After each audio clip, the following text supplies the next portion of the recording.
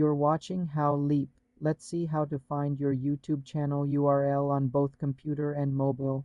On a computer, go to youtube.com and sign in. Click your profile picture in the top right, then select your channel.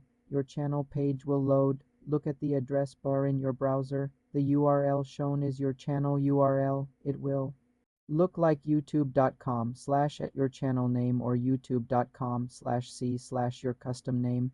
You can copy this link directly from the address bar. On the YouTube mobile app, tap your profile picture, then select your channel. Tap the three-dot menu in the top right corner of your channel page. Select Share, then tap Copy Link. This copies your channel URL to your clipboard. You can paste it anywhere.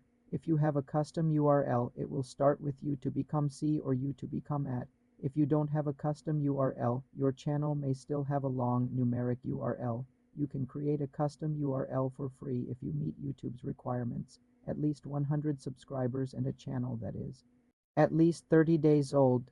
To check or create a custom URL, go to your channel on a computer, click Customization, then Basic Info.